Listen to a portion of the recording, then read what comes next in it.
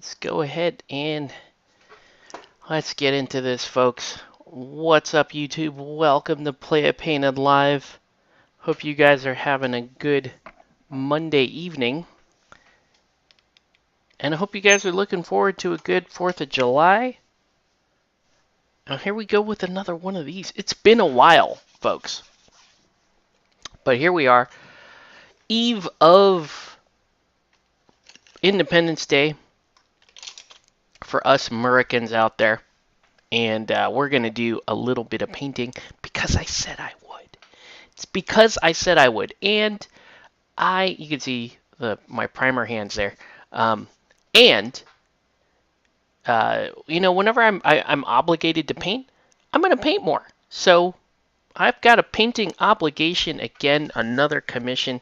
This time we are painting Marvel Crisis Protocol. You guys might be familiar with the game. We play it every so often.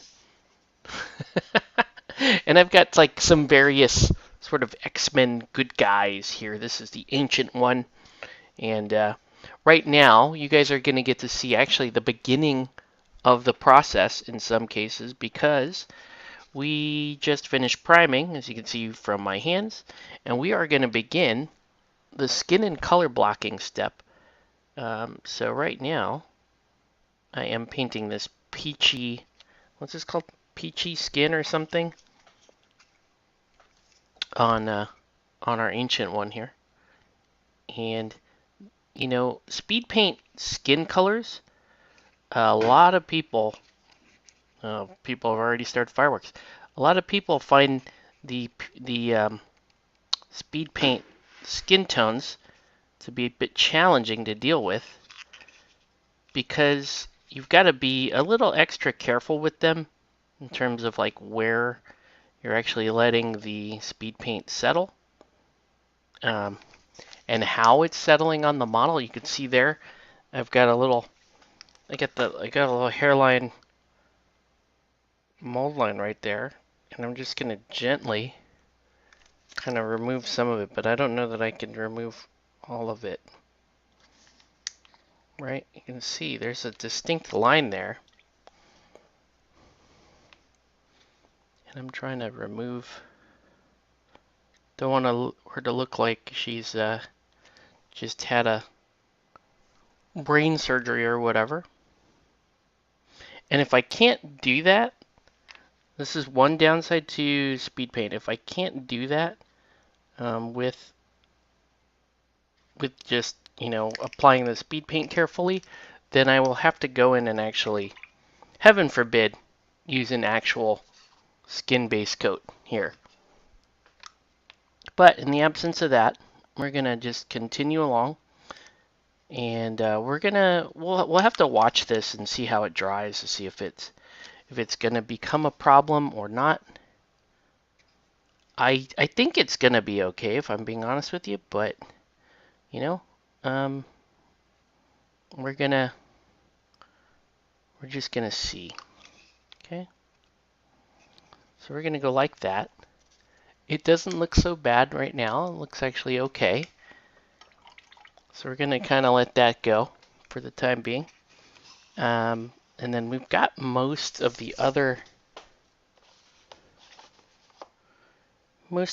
characters just starting to get their skin tones on. So let's go ahead and continue to do that. Here's Rogue, which is easily the best sculpt in this particular batch of stuff I'm painting. So happy about that. Because Rogue is just a fantastic character and a fantastic design. Right? Everybody loves Rogue and her personality, her character design.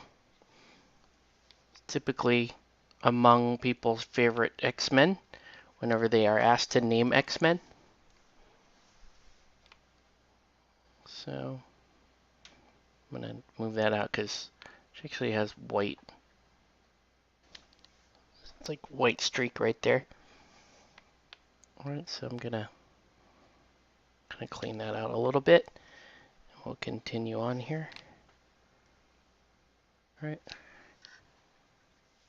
And this peachy skin, it's actually easier to use than the Crusader skin, and it's just a little brighter,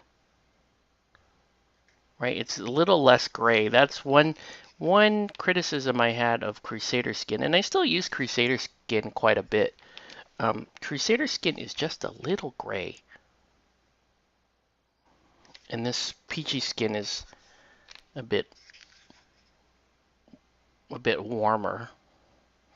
And sometimes you want it, and sometimes you don't. I think in this case we want to kind of have a brighter skin tone, so we're going with it.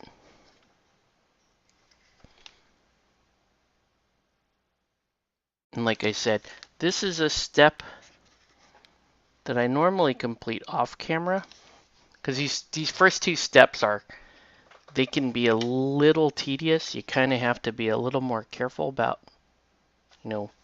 how you're applying these versus a lot of the other speed paints. And then that looks pretty good. Last thing we've got here is Baron Mordo, who has darker skin, so we're gonna give him some darker skin. Just want to make sure I get the skin in the right places.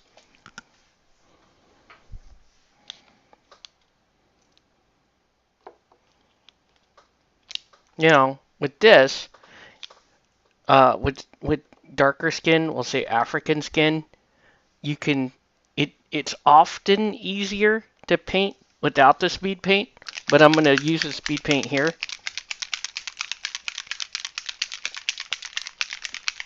Because if you get it to work, it actually looks quite nice. All right. So we're gonna try to make the speed paint work. All right. So I'm just gonna carefully paint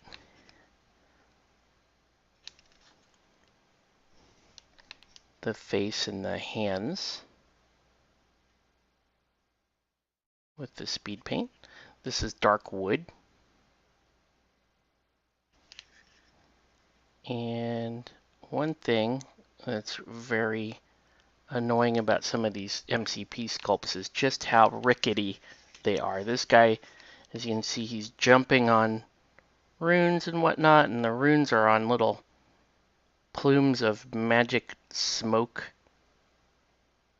And it's just not the most stable thing you've ever seen, right?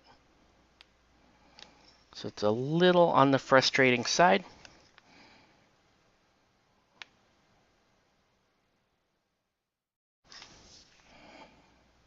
So yeah, this can be a little frustrating to paint because you can see he's already wobbling. And that's just gonna kind of drive me crazy. I mean, it's not that you can't paint it, it's just that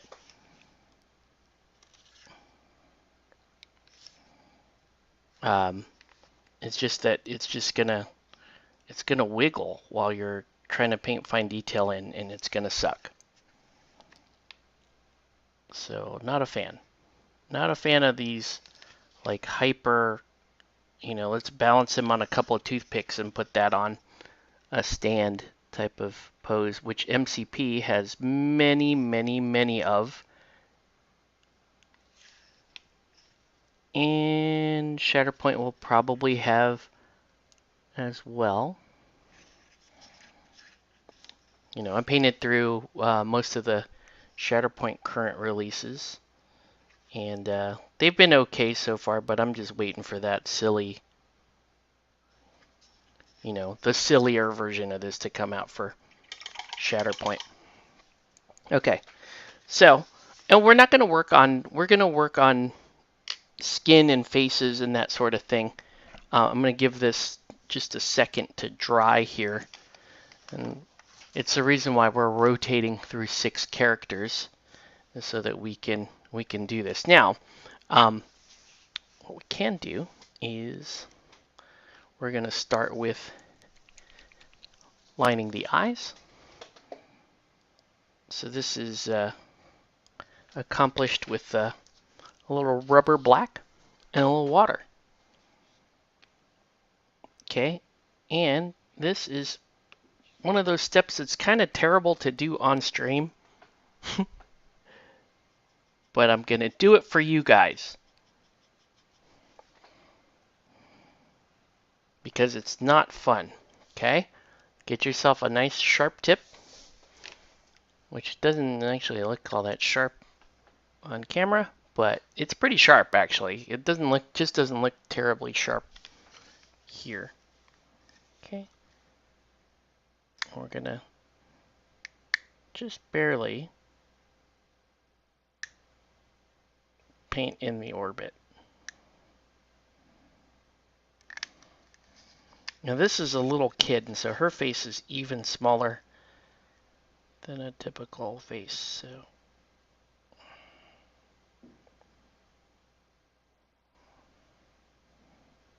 So I'm going to be a little extra careful with this one. But you can see what I'm doing there. I'm getting in the orbit there.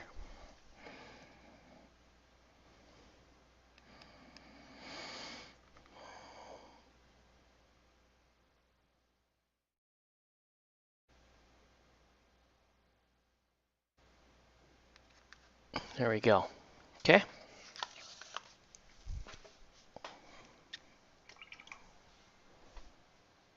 Continuing on.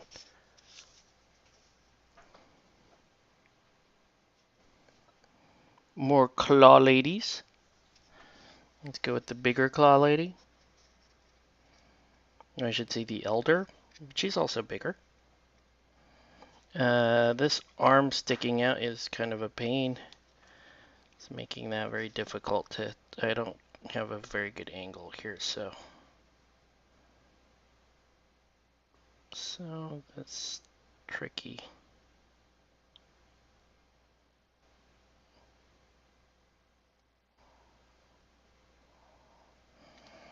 Okay. So just gonna, yeah, that, again with the poses here.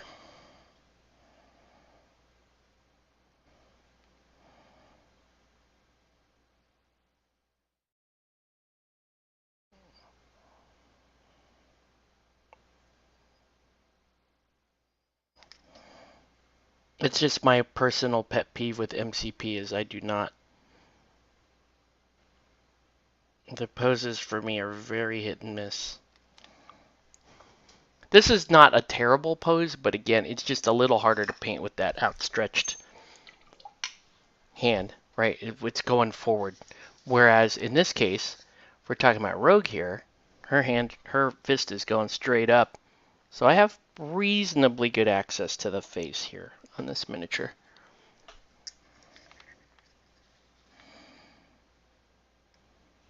But painting eyes is just never gonna be fun.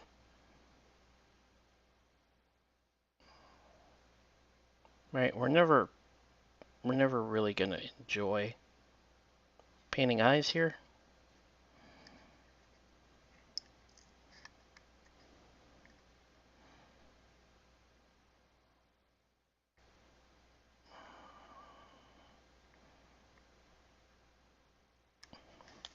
So you can see why this often is the first night of me painting, because this part can be very tedious, but once you get past this part, the rest of the painting is generally not that bad. Generally.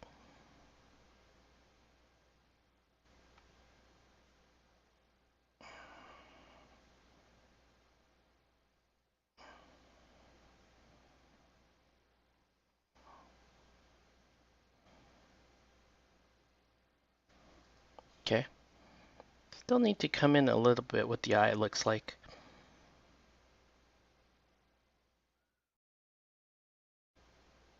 There we go.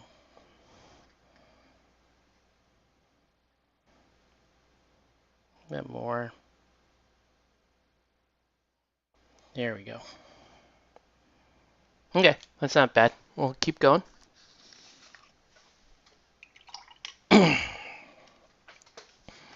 You have the ancient one. Has very small eyes.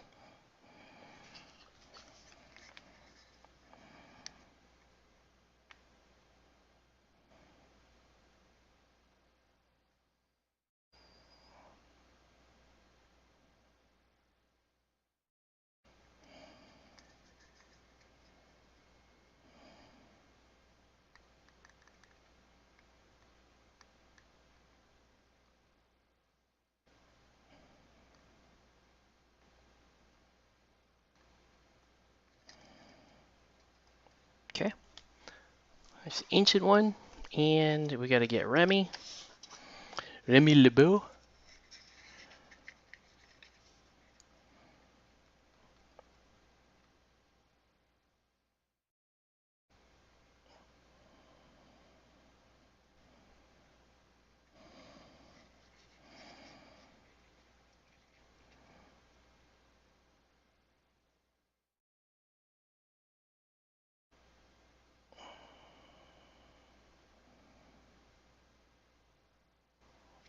Okay. Slight advantage for Remy here. His eyes are black with red pupils, so his eyes will be. There's just a very minor advantage to that. Okay. And then finally, we got Baron Mordo.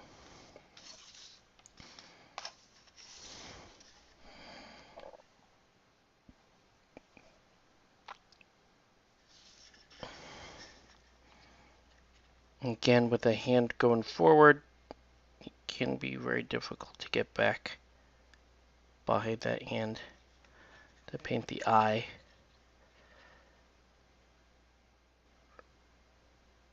Right.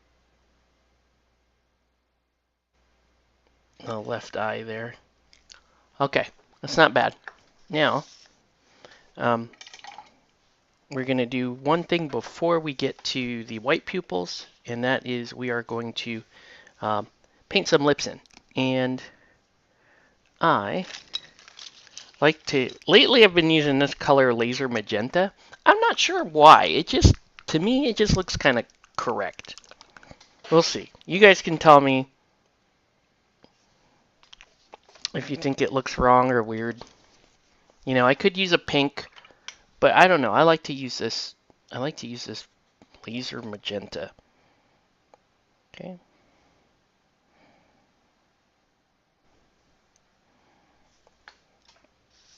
And let's start here with Rogue.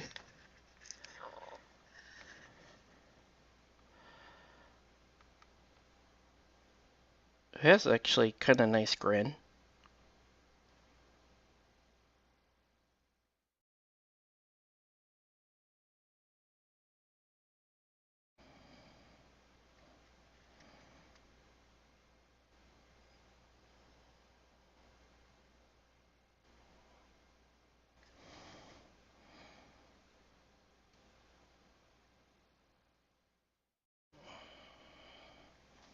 Okay. Yay, something to listen to on the ride home from the nerd store. What's up, Michael? How's it going, buddy? All right. So we are just painting up some MCP currently. Hope you're doing well. Thanks again for the package. I'm glad we were able to find it. And very much looking forward to a couple of weeks from now.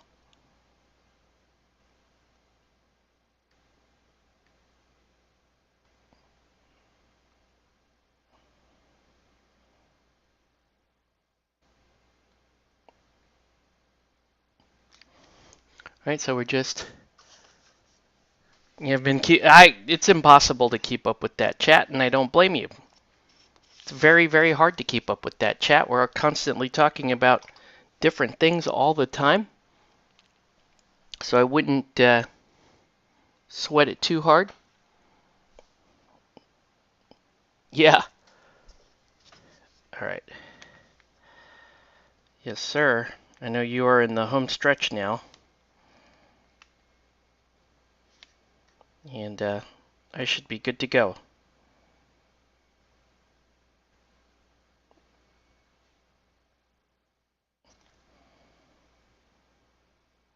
So just...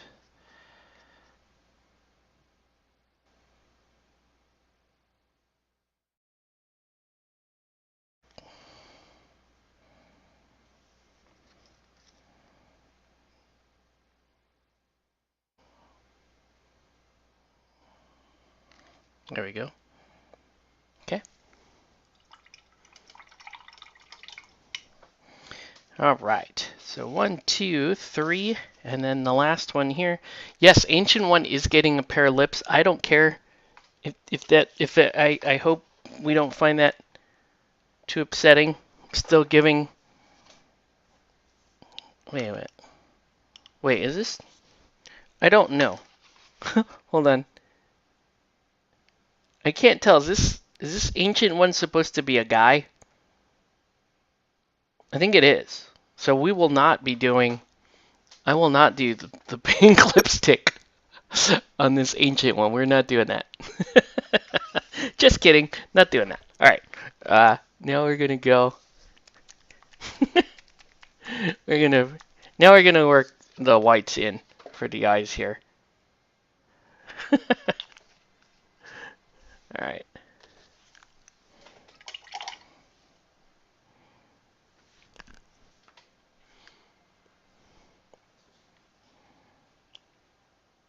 Okay. And I almost don't thin this white at all. It's a gender neutral Ancient One? Okay. Well then, I'm definitely not gonna force a gender on it then. we're just gonna we're just gonna live our life this way. All right. So now we gotta get the whites of the eyes in.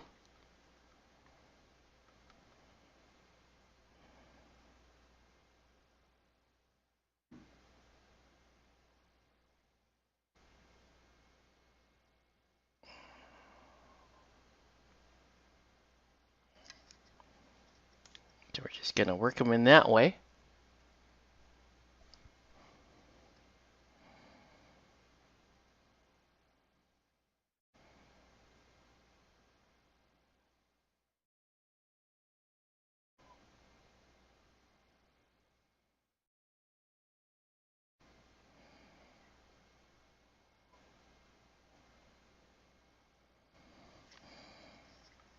That's There we go. So we got some rogue eyes coming in there.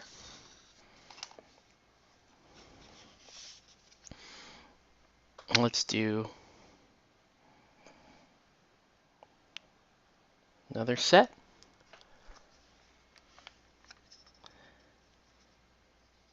Yeah, I've been painting mostly G.I. Joe lately, which is a bigger scale, and Shatterpoint, which is also a bigger scale.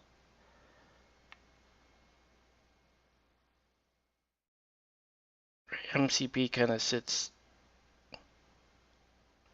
kind of next in line for scale there. Then you'd have like Malifaux or something like that below it.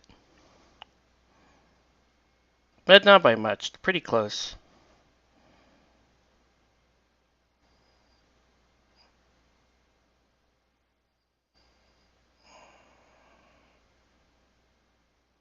The realistic eyes can be difficult though. That's the one thing. Realistic scale eyes can be very difficult. Especially on little kid miniatures like this one here.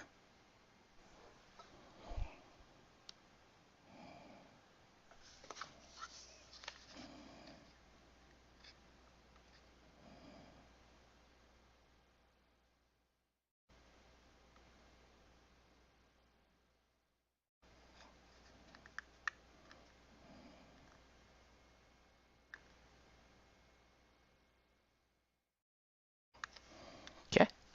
And then we're going to keep going. Let's do the ancient one.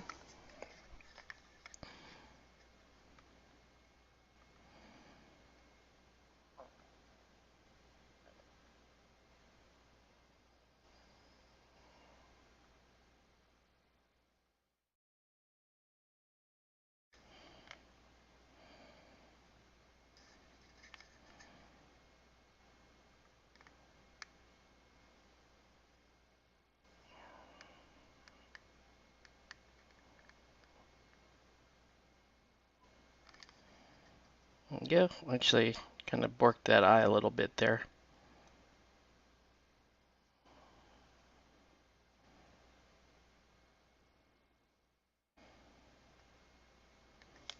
But that's a good thing. We can always fix it. Not the end of the world. What is the best way to start Malifaux? It's a great question. The best way, I think, is to not buy anything. See if you can get someone to demo the game for you, and then what you can do is you can start looking at things that look like crews that look cool to you, right? But the one thing I would caution there is, you might think a crew is really cool or sounds really cool, but it may have a very, um, you know, high skill ceiling. That's the one downside I would be aware of. Like, yeah, okay, that sounds cool. I want to play this guy. He sounds amazing. And then you come to find out, well, he's actually pretty difficult to start with. So yeah, that's what I would say. Within every faction, you might look at the faction that you're interested in playing, and you might have a target. Like, so for example, when I started Malifaux, um, early on, there was a crew that I was interested in, and um, but at the time, the crew was considered pretty difficult to run. So what I did was I bought a different crew in the same faction. The idea being, well, I can learn the game using this easier crew, and then when it comes time to and then when I'm experienced enough, I can move on to that crew the crew that I actually want to play. That's how I did it. So that might be another way to consider. Is like, should you, right? Would you be interested in like trying to find out what faction you like, and then from there, you know, we can recommend, okay, well, this keyword within that faction might be easiest for you to start with for reason XYZ, and then you can build towards, whatever your ultimate crew is. Or you could just bite the bullet. You're an experienced war gamer. You could just do that. You could just say, well, I'm good. I'm gonna, even if the crew I pick has a high skill ceiling, I'm gonna be okay with that. I'm just gonna learn as I go. That's also a way to go. If you're a very experienced player and you are okay with the distinct possibility that you're going to lose a bunch of early games while you're just kind of learning the ropes, then I say just go and jump in both feet and pick something that you think is cool. There's a lot of good resources online for starting Malifaux. A lot of good, things that you can look up. They tell you kind of how to start, what's the difference with different factions and keywords. You see the core boxes. Okay, yeah, so obviously that's where you want to start, is you want to get a core box for whatever keyword you're interested in, right? So I would look at those core boxes, see which ones look cool, sound cool. There's also a lot of things like you could even look into the fluff of those characters. Malifaux is a super, super deep game in terms of its lore as well. So you might like characters just because their lore is super cool. And that might be why you decide to start a crew. So that's an option too. But yeah, ultimately, when you do make a purchase, it should be a core box. Ideally, should be a core box, and then maybe 1 or 2 boxes that share the same keyword. And that's enough to get you really going. You know, most keywords are, to get the whole keyword, it's usually like 2 to 3 boxes.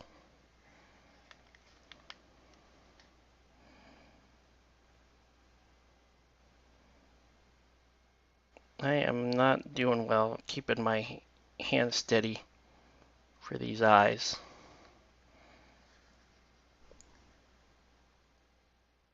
Because she's a little cockeyed right now. Actually, it's not that bad. See if I can fix this.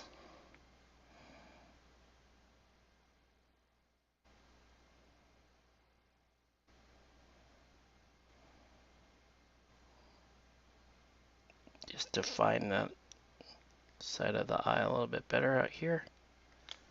There we go. It's not too bad. Hold on. I might be able to do a little bit better than that.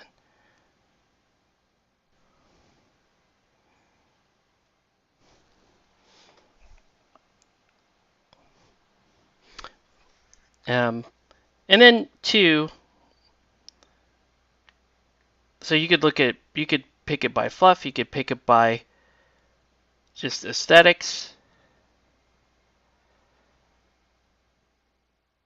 You have a lot of different ways to get started. Okay. I'm gonna redot that other eye. So you can see it just seemed a little cockeyed. Okay, the Lynch box and the Sandeep box. Okay, very different masters, and I think they're both extremely cool. Knowing what I know about you and your skill set as a miniature gamer, I would say both are well within your reach in terms of like skill ceiling and learning how to play. I can break down kind of the playstyle differences between the two of them, and then what it kind of means if you really wanted to go into their faction. Okay, so let me see if I can do this first. Get that eyeball back in there. That looks better than where we were, so I'm feeling better about that. Okay. All right, so let's start with Jacob Lynch. Jacob Lynch has a great backstory. He was a gambler who basically won a casino in a bet, and he was honestly ended up not doing so well. He was losing money. He owed a bunch of people supply money for your casino to keep going, as long as we are allowed to take guests downstairs and no questions asked type thing, right? So, long story short, he ends up discovering that those two guys that help his casino become prosperous are working for a tyrant called the Hungering Darkness, and it's this like monstrous creature that feeds on people's souls, and it imbues them with this thing called brilliance, which kind of like enlightens them a little bit, but then it also allows him to drain their essence, their souls. And so Jacob Lynch is now sort of entwined with the Hungering Darkness. He is a servant of the Hungering Darkness. So anyways, it's actually Jacob Lynch's crew is kind of it's kind of an allegory for like an opium den, basically. And the mechanics, the end-game mechanics, are based around giving your opponent brilliance, which allows you to feed off of them. You can even like summon new creatures. You can heal. You can get like bonuses to damage and stuff like that. It's a very cool crew. It works kind of like a tar pit. So so if I'm talking Guild Ball terms to you, Now we're thinking about kind of like farmers type tar pit. You know, so if you want to stand in the middle of the board and kind of command or control the board that way, that's what you can. That is the recommendation of what you might consider playing. And it's a very fun crew. Very strong in this particular meta. And if you go into Jacob Lynch, into the um, into the Ten Thunders faction, now you're in sort of the Asian, Japanese themed faction. There's a lot of cool ninjas and that sort of thing. 10T has some really cool aesthetics if you're really into like the, like I said, like Japanese, Asian type aesthetic. Um, if you if you are instead, if you go with Sandeep Desai, Sandeep he's like a scholar who studies magic, and he has the ability to summon creatures called gammon, and golems. Well, mostly gammon. He can basically use elemental magic to summon a whole host of different creatures like that to help him. And so his in-game mechanic is he's a very, very strong summoner. And he used to be, in the meta, he was considered one of the most competitive of the Arcanist Masters. Right, Arcanist faction, they're mostly magic users. Just so you know, that is the faction that I play, so I'm very partial to them. I enjoy them quite a bit, but I actually don't run Sandeep. So it would be interesting if you did go that way, because you'd be playing the same faction I play, but you would be playing a keyword that I do not run. So his whole thing is summoning like different elemental gammon: fire gammon, ice gammon, wind gammon, poison gammon. He has a lot of cool tricks that he can do by bringing them into play, and then getting specific bonuses for doing so. It's his whole thing is like just having that toolbox and having that versatility. So that's cool. The one thing that might not be great from a new player perspective is that you have you have a pretty diverse hiring pool with Sandeep. So he can be one of the more expensive guys to run from that standpoint. From if you want to have access to his whole hiring pool, you may end up buying quite a few models. Right. Whereas Lynch, you'll have access to most of his hiring pool with just a few different boxes outside of the core box. Let's see. Are the summons predetermined, or do you have a pool and choose one when you complete the summon? Yeah, you have a available summoning pool. Each summoner they kind of have a list of models that they're capable of summoning into play. His is pretty extensive. That's why I say like he does have, that is it is a strength of his keyword, but also kind of a downside to buying it. so that's cool. Yeah, I don't know if those descriptions helped you at all, but I have an interesting thing, because I do not play Sandeep, but I do play the rest of the faction, which I think is fantastic. But also, I played Lynch for a while, and so I'm very familiar with his keyword as well.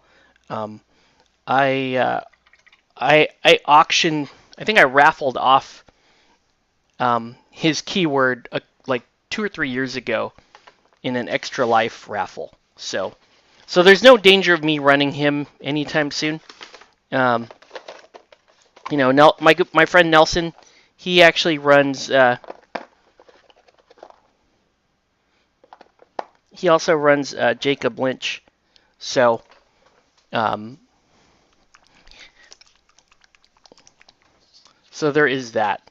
I do feel like Lynch is actually quite good in this current meta. So there's like kind of like how Guild Ball had seasons. There's Gaining Grounds seasons in Malifaux, and this particular season, the strats and the schemes are like I think are very good for a playstyle like Jacob Lynch.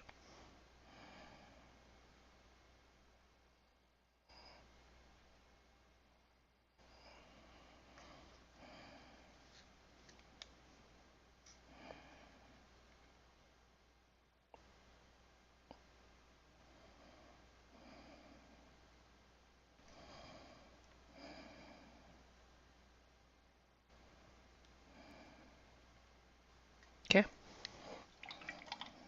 I think I got for the most part.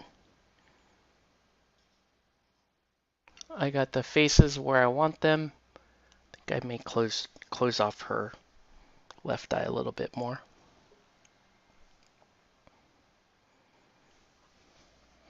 But yeah, I am fond of both of those choices. I think they're both very good choices. For you, it's going to boil down to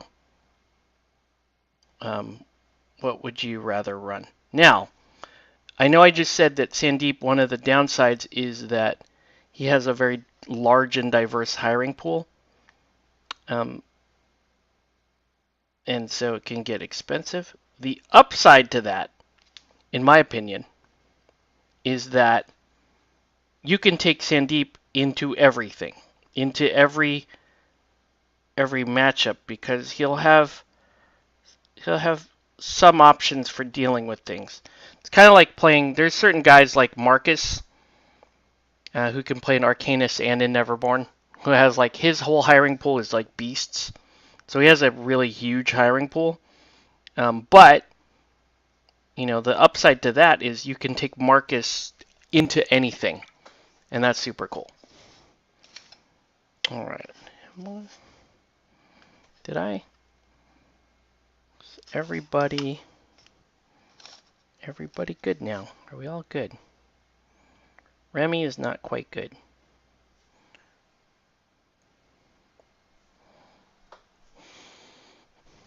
Remy LeBeau is not quite good. We have to fix his eyes a little bit.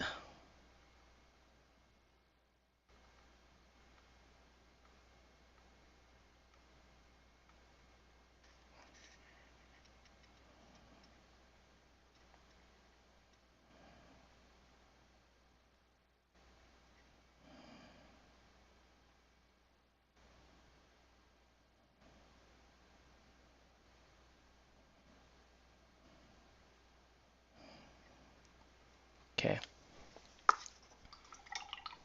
Now,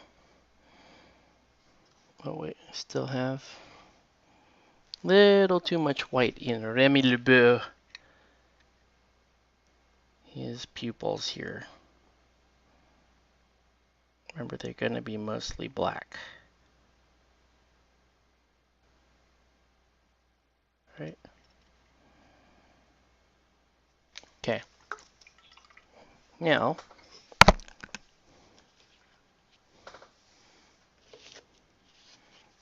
do like a carmine color, carmine red or blood red for the eyes.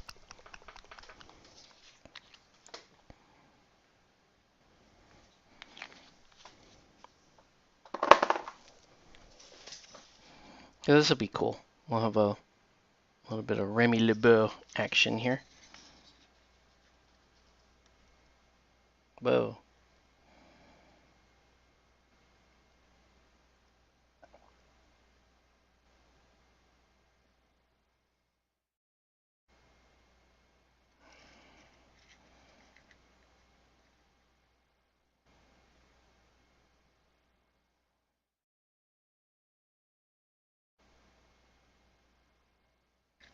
There we go. I don't know how much of this you can see on screen, but just getting the red in there. There we go. Not bad. Okay. So we have a Remy LeBeau with red. Baron Mordo has dark hair. So let's paint his hair in dark.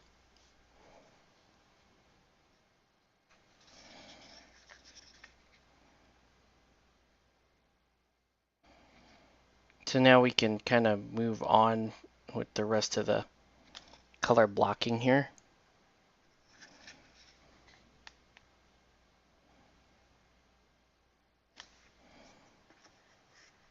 Right. So I hope that gives you some idea. You know, Malifaux up in your area, I think is pretty active. I think there's a pretty active community up there. They used to be pretty big in that area.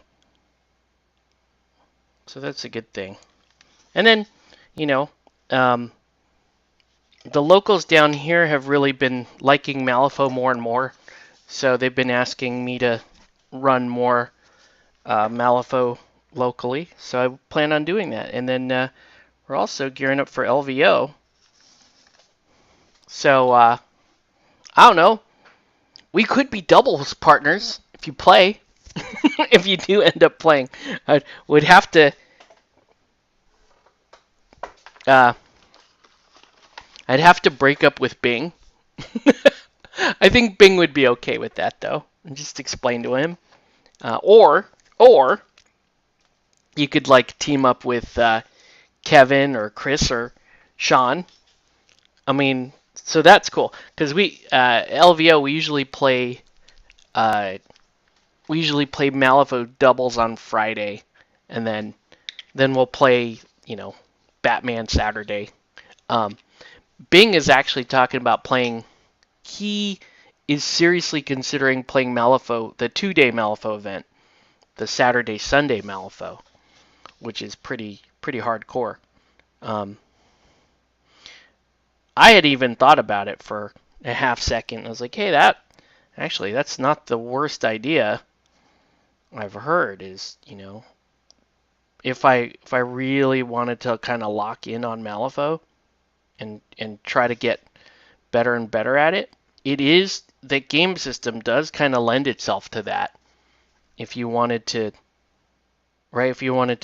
kind of treat it more like a game, kind of like Guild Ball, where it really becomes your main game and you focus in on it.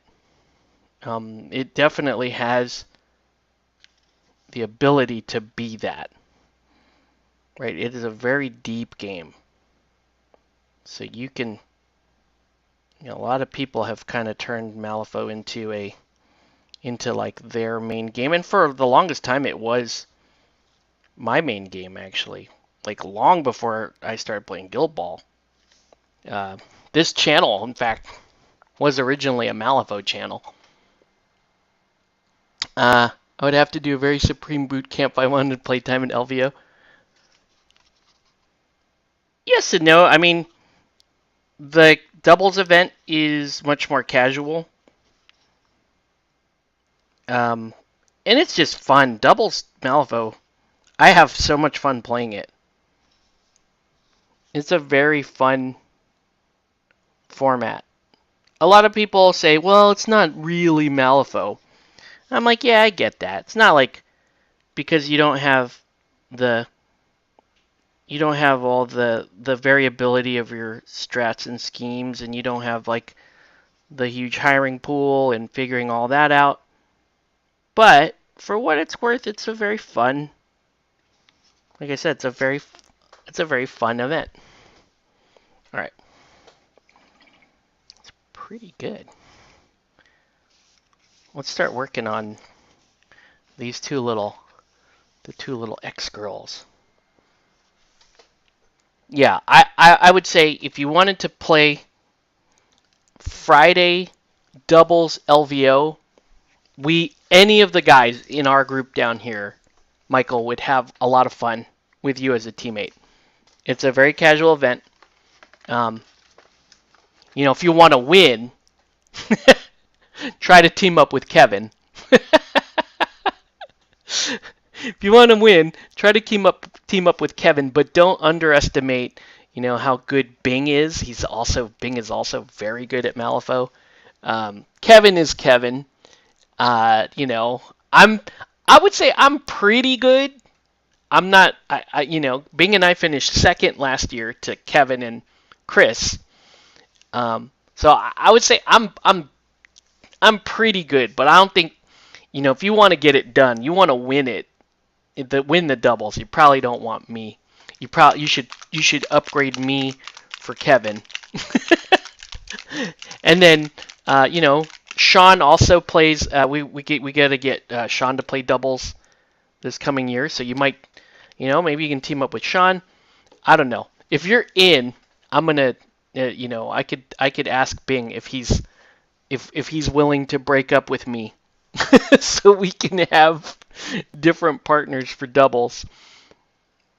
But yeah,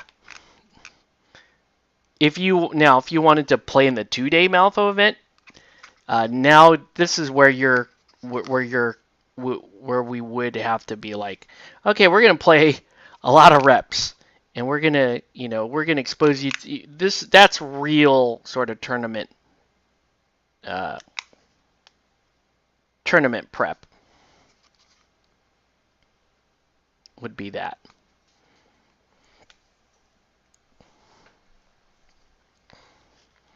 And that would be cool too.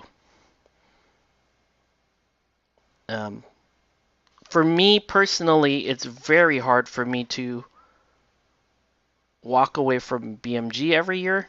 It's just like one of my favorite things at LVO, and I often can't stay for Sunday anyway, so the Saturday, Sunday 2-day events are generally out for me.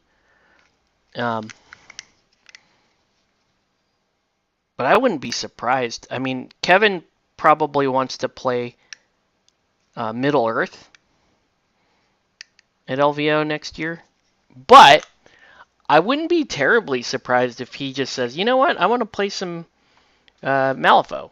I'll play some Malifaux this year. I would not be surprised at all if he were to do that. Okay, let's see. So I need gray. So if we're painting her, I need gray.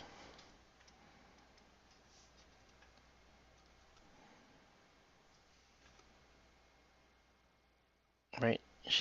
Her outfit is gray. It's like gray and white and a bit of red lining in it. It's actually not all that. It's not all that intricate. Oh, but she does have a bunch of skin towards the ankles that I need to address. So let's do that. And she's a midriff.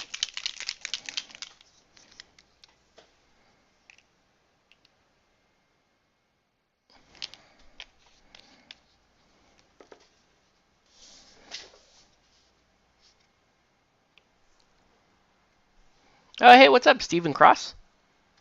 How are you this evening? This is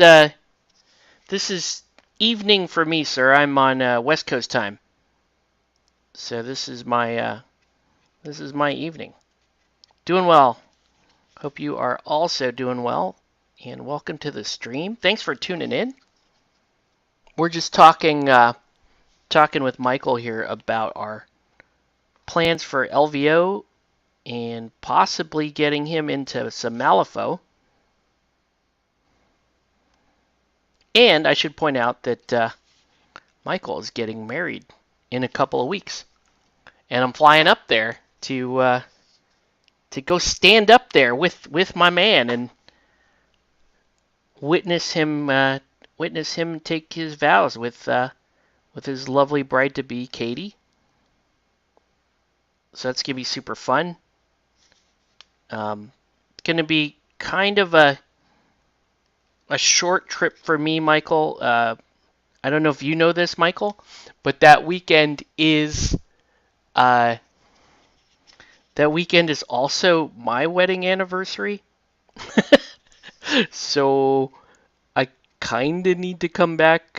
So I'm planning on being back early Sunday. So unfortunately, uh, I won't be seeing you much Sunday, but hopefully you will be relaxing anyway, and you'll be in your just married bliss, and you won't. I shouldn't be a thought for you. LVO and LFO. Oh, LVO, Stephen, is the Las Vegas Open. So that's one of the things that my group of friends and I where we like to go to every year is the Las Vegas Open. Sadly, it's really the closest convention for us in Southern California since Kingdom Con ended back in 2019. That was in San Diego, and very fond memories from this crew. And then, in fact, that's where I first met Michael. Was he attended my Guild Ball event in at Kingdom Con? So, that old convention meant a lot to this crew. But since then we've been attending the Las Vegas Open, and we're working on our plans for that. I have to um, I gotta schedule the timeshare out there, and then uh, I usually do a Friday, Saturday. Might do a actually. I'm sorry. If I'm driving, it's going to be a Thursday night, Friday, and Saturday, and then probably leaving Saturday. So, uh, probably leaving Saturday night, right? And so a group of us go, and we kind of pick what events we're doing. Malifaux doubles is what I'm trying to talk Michael into playing for a Friday night event. Playing some Malifaux doubles with our crew would be super fun. And then Saturday, I'm probably gonna play Batman again. 'Cause I don't know. Batman is just for me, it's such a great tournament game. Um, and the reason why I say that is it's it's a very fast game, right? It's it's one of those games that actually has a pretty deep tactical experience to it. Um, but you can finish games in like 90 minutes or less, which is amazing these days, right? These days, most of your deep games or your skirmish games even, they run about 2 hours. Most games. Malifaux can run you like if you're playing the full game of Malifaux, those games can run you a bit over 2 hours. So it's a longer game and it's a deeper game. But yeah, you got to be aware of that. But Batman, like me and Sean would knock out Batman games on my lunch break, which is super nice. And they just came out with Danny DeVito Penguin, and I'm really kind of feeling that. I have to I gotta order him this in the next couple of days. I gotta place an order for him and Michelle Pfeiffer Catwoman, and I'm not sure what else I'm gonna order. Probably yeah. They just came out with Michael Keaton Batman too, so I'll probably get that too, which is cool. Sounds a bit like BattleTech that can run for some. Yeah, well, I heard that BattleTech also has it also has like the light rules, right, which make for faster games.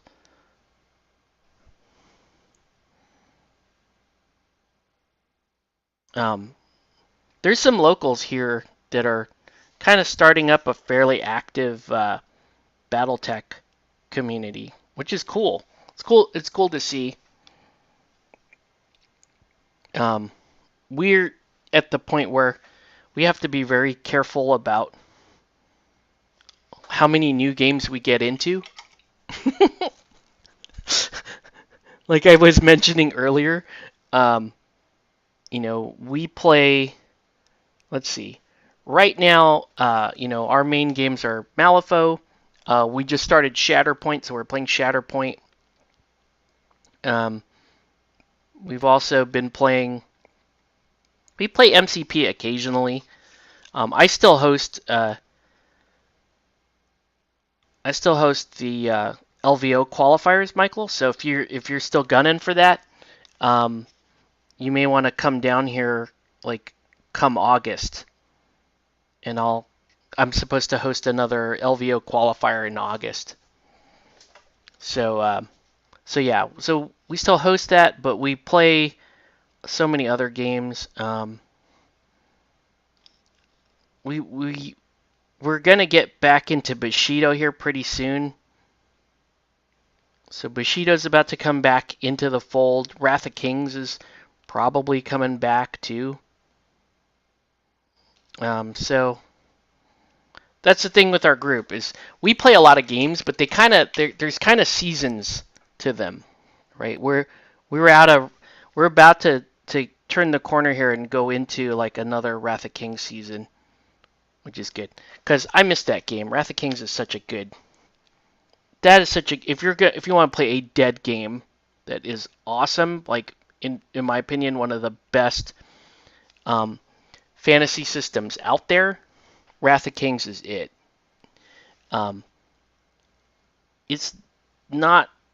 Some of the miniature range can be very difficult to get. There's like specific models that are hard to get, but most of it's not that bad to get.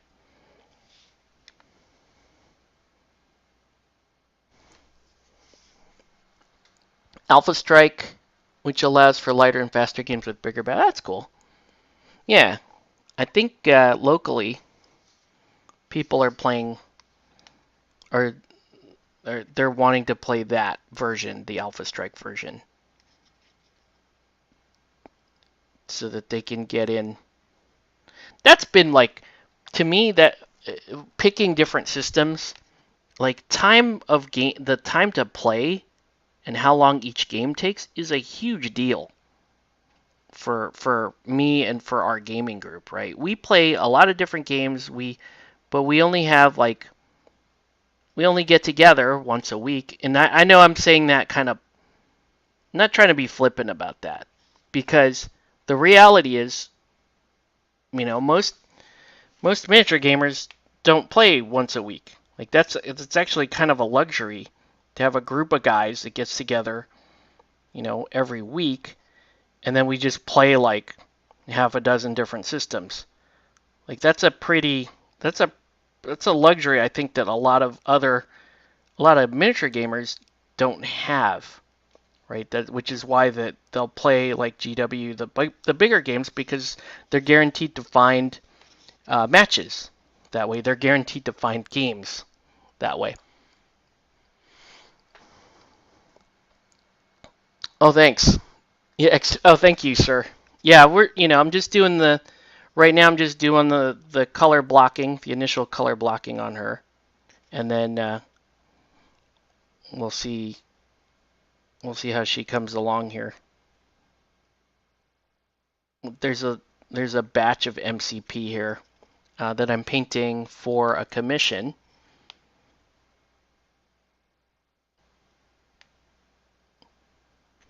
It's hard for me to see. Like, where does that actual T-shirt? Where does the white part of the pattern end? I think it ends right there. And I think this goes across like that.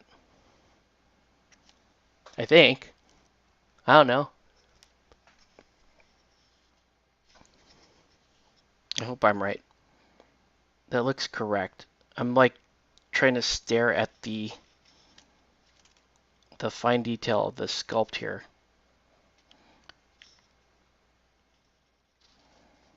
It goes like that. But yeah, LVO's a lot of fun. Um, I try to get more people to go from our local every year, just because it's fun to have all your friends in town. During something like that, even if you don't, if everybody ends up playing different games, even that's good because you meet up with your friends afterwards and you can share all your stories of how well you did that day or how badly you lost. And This past year was good because I feel like we, as a group, were able to like um, find our preferred spots to go out to dinner, and that kind of thing, and how we're gonna handle food and lunch and that sort of thing. So logistics got better last year. Um, one thing one thing I learned about myself from previous years is I do not like staying in the Rio for LVO. Um, it just gets really crowded there. It's just not the best experience. So so there's that. Um, and I like to stay. My dad has a timeshare out there, and he does not really use his time because he usually goes. He's usually traveling other places. So I'm like, here, just reserve these dates during LVO, and I can go out there and have a decent place to stay while I'm enjoying the convention. So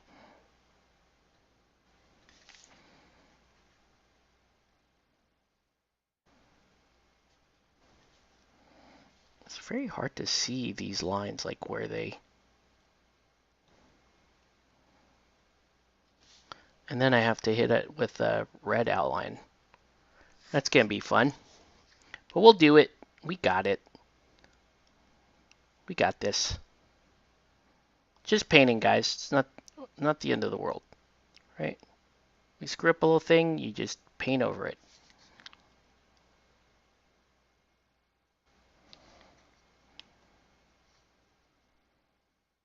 Ooh.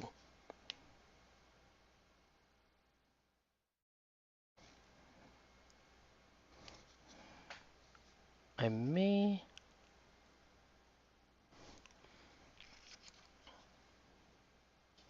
That's where the seam ends. It's just weird. Uh. Oh, okay.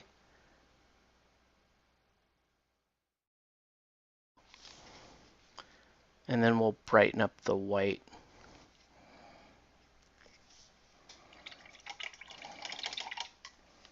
Oops.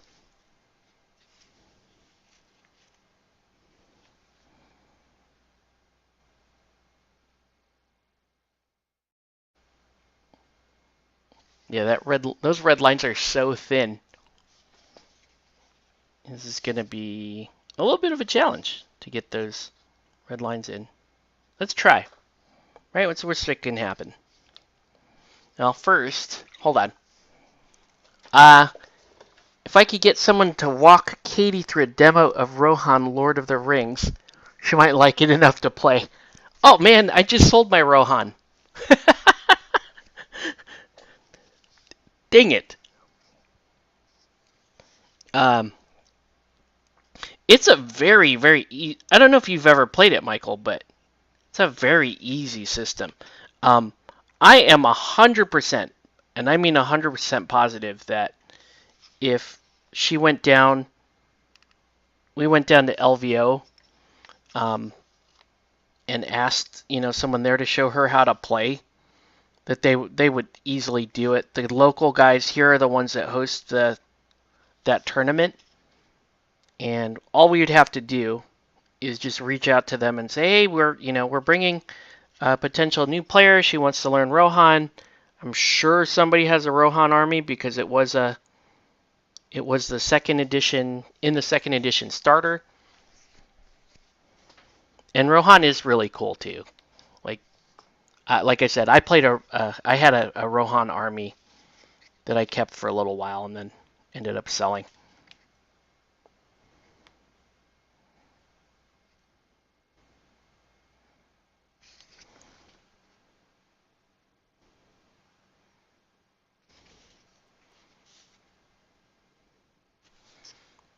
Well, yeah, that's cool. Is that like is that is Katie like a big fan of like Rohan from the novels or the movies or whatever?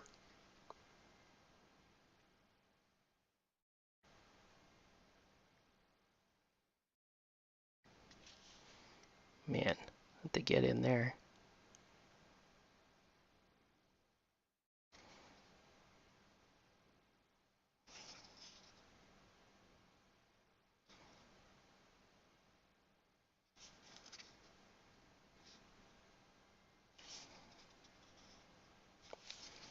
All right, let's get the X in.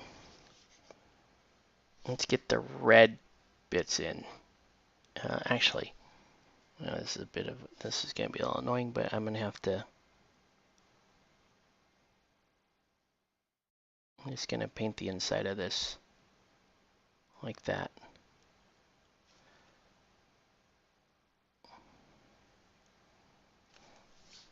Shoot, now I did it. Now I gotta start. Crazy Puerto Zero. Hey, what's up, man? Marvel or Malifaux, what do you play more at the local? Used to play Guild Ball with y'all, and I missed how chill y'all were. Hey, what's up, man? You used to play Guild Ball with us? Sweet. Uh, yeah, we play now. Our local here, we play more Malifaux. We do play MCP, but to be honest, most of the MCP, like most of the active MCP out here, are a different crowd. Um, but they're pretty competitive meta, and I host the local. So I'll host the like LVO qualifiers for MCP, but my specific group, we don't play MCP as often as we play Malifaux. So Malifaux is like one of our main games that has kind of been a perennial game too. If that makes sense, because we do bounce around a lot, but Malifaux tends to stay in the it tends to stay in rotation quite a bit. We'll say that, and it has not left rotation. So yeah. Uh, oh, it's Pedro. What's up, man? How you been, dude?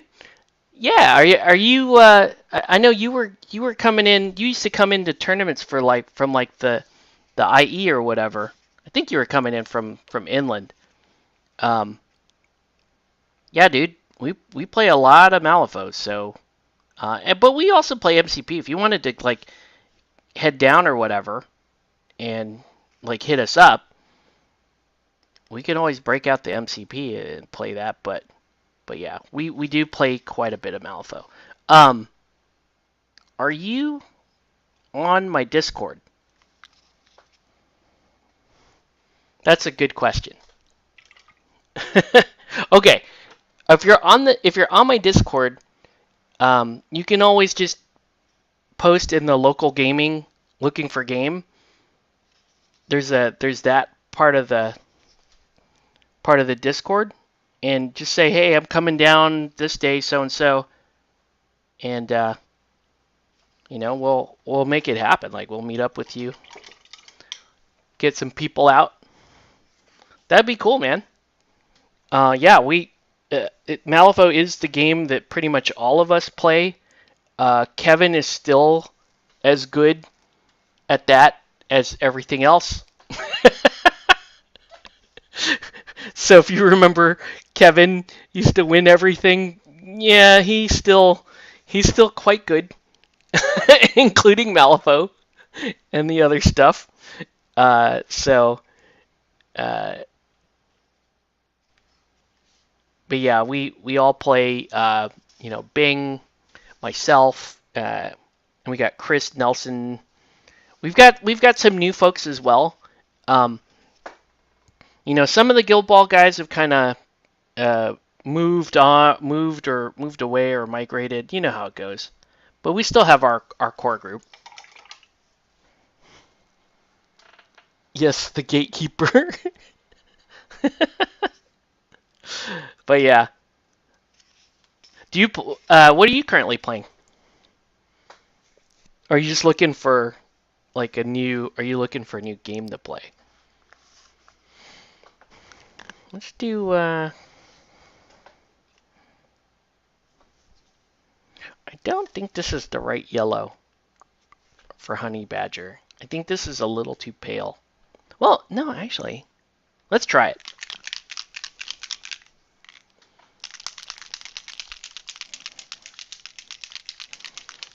But yeah, if you're in the let me post a link to the Discord. Let's do that. We can do that. We're allowed to do that. Um,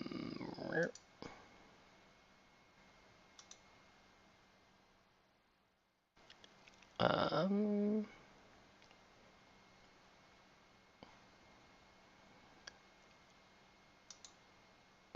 did that work? Let's see if this works. I don't know if this works, but you could try. You could try that. I don't know how long that link is good for, but that should get you in. Let's see. Looking for a new game, finishing up My Sister's Battle. Skirmish is where my heart will always be. Nice, nice. Yeah, we play many games.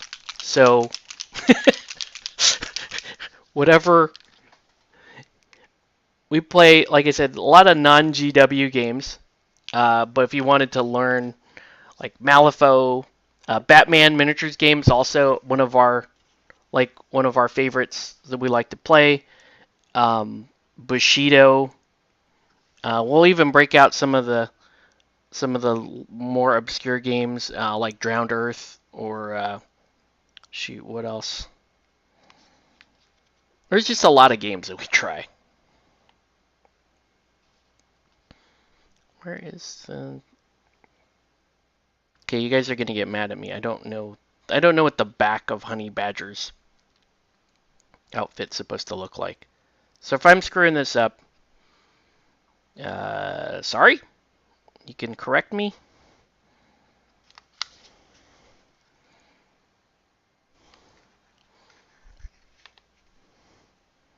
And yes, that does mean I'm not terribly familiar with these newer Marvel characters. But I'm gonna get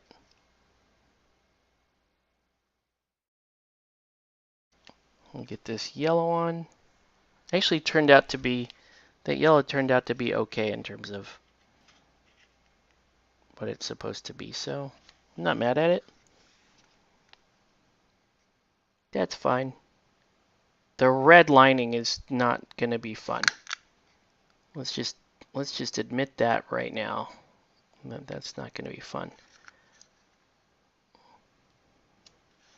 Okay. So you got that. And you got, I guess it looks like this yellow part right here. Wait a minute. I am confused. Okay, so you get a yellow part here. I don't know what color this central part is, but we'll figure that out. But you do have this yellow part here. And it looks like it kind of just ends.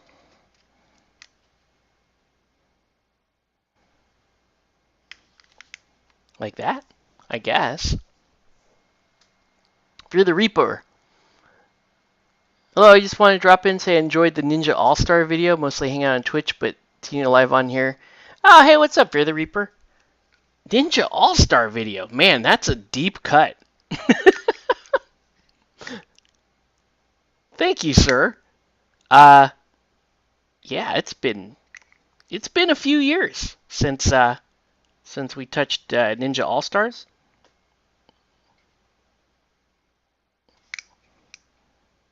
I still have all my stuff.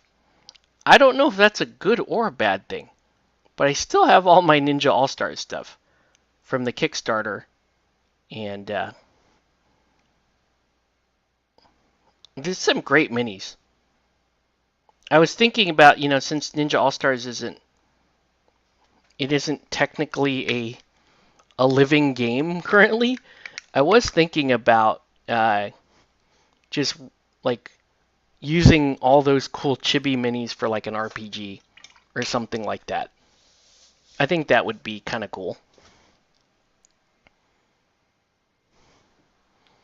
Uh, this may be a dumb question, but I've got to paint a pink model. You ever paint anything pink before? Yes. Um, I'm not sure exactly what you're asking me. Um, I have painted quite a few things pink. In fact, I just painted, a friend of mine wanted his Ortega crew to be pink. Like they were kind of a neon pink, and there's some great pinks you can use. Obviously, you're gonna want to prime light. Um, it doesn't matter if you're using speed paint or just building up. You're gonna want to prime a lighter color. Um, this if this is an interesting stuff. This is AK acrylic polymer. This is supposed to be self-priming. You can prime with this. Like you gotta thin it, put it through your airbrush, and you can prime with it. But that's a nice base for pink. Um, there's also, if you're in, I'm a big fan of AK paints these days. So there's the fluorescents, which are also awesome. Awesome, awesome. This is fluorescent magenta. I use this quite a bit when I'm painting pinks. Um, so it pink really kind of comes down to just selecting the right paints, right? This is a Reaper pink, and it's it's a good pink, but you can tell it's actually gonna dull down your color a little bit. If you're going for like bright neon pink, like go for it. Right? Right? This would only be like the finest edge. You may even just consider skipping this and going to white for your edge highlight. But that's like when I'm painting pinks these days, prime light. If you're gonna like kind of base and light up, the magentas are great. Laser magenta. This is a like your base color, super nice. And then you can, like I said, you can just edge highlight white, or you can use a pink. Let's see. We've got Vallejo Game Color Squid Pink, which is a fantastic color. And I used to run that color quite a bit. So that's good. I also, but I do really like the fluorescence. Let's see. Keeping up with comments here. I finally got around to painting some today. So you were YouTube searching Ninja All Stars. Yeah, I may be like one of the fewer channels that covered Ninja All Star. We used to play quite a bit of Ninja All Stars actually. Multiplayer was good. I always felt like that game though was the way they had set up the size of game was wrong. It was always like slightly too much game. So if you cut like a third out of it, I feel like you're going to have a better gaming experience. Like if you just took like 2/3 of what they tell you to take for models and turns and that kind of thing, I think you'll have a better experience playing Ninja All Stars. Let's see. I own like 4 games, but I own everything for them: Ninja All Stars, Super Dungeon, Arcadia Quest, and more. Oh, you are like, dude, you have like the chibi. You have the mother load of chibi games. That's pretty rad. Um, I have a lot. I think I have almost all of Super Dungeon Explorer. Um, and I do have all the Ninja All Stars. I painted quite a bit of Arcadia Quest on commission, and Marvel United actually. So That's cool. Uh, Looking into Riva from Malifaux. Ooh, yeah, Riva. That's a fun master too. Um, Lots of burning pyre markers. Burning none. How cool is that? Riva is I run the other side of that, so I run Karis. Um, yeah, that Riva is super fun, Master, and you're gonna be playing Rezzers, which is great. Like I've always kind of like secretly had my eye on Rezzers. Never made the jump though. Been an Arcanist player through and through. That's just kind of how I roll, I suppose. Um, yeah,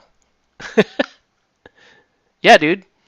Uh, all I gotta say is, we generally play on Sundays. So if you're around this Sunday, we will absolutely be at the shop. And just so you know, Comic Quest has moved a couple of doors down from where it was. Like it's no longer at the end of that cul-de-sac. It's now got a much nicer location, just a bit further up in that same plaza. Uh, and it's a much bigger store, like lots more room to game.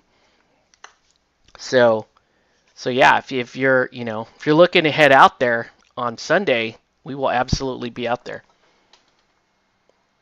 You have more than 500 chibi. Yes. You pick up the Halloween Day of the Dead model. Oh yeah, yeah, yeah. Um, One of our locals actually plays that crew, that Lady Justice Day of the Dead crew. That's a great, and it's a really good starting crew if you're just learning how to play Malifaux. It's a fantastic crew for like getting started. So nice.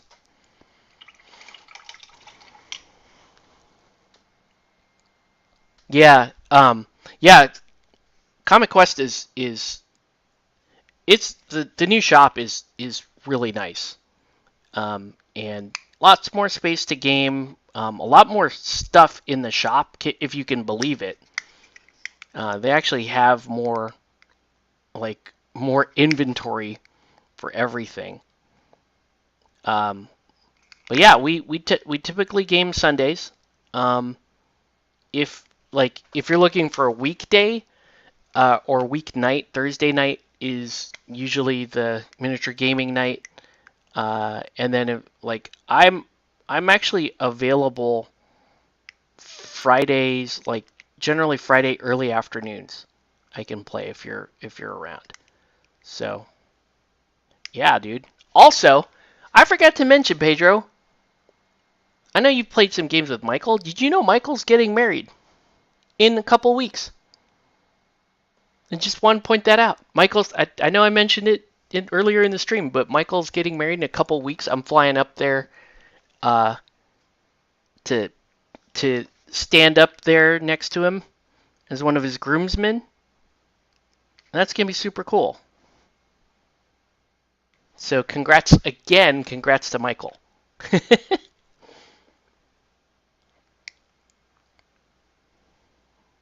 Let's see.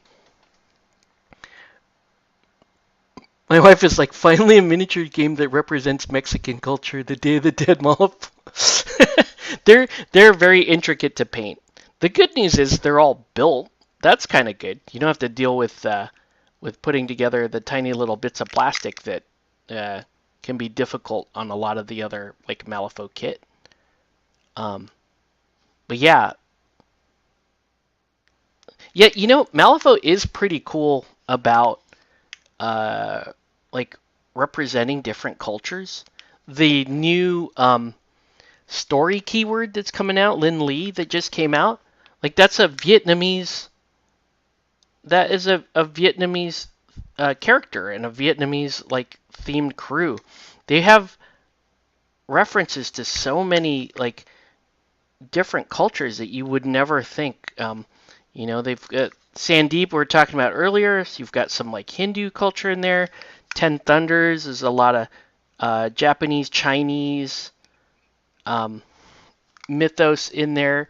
There's even, for people like me, there's even Penanggalan, which is a Filipino, um, from Filipino mythology, is represented in Malifaux. So it's pretty cool. Like there's so many things in uh, in Malifaux that you just don't get in other games.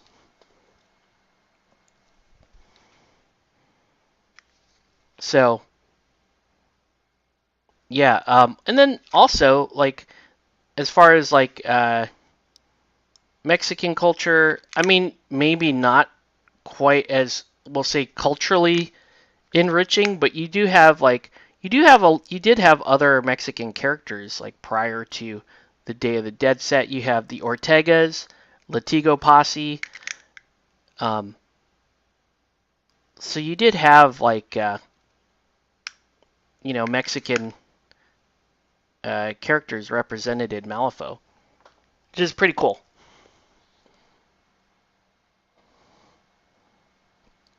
Right? I mean they actually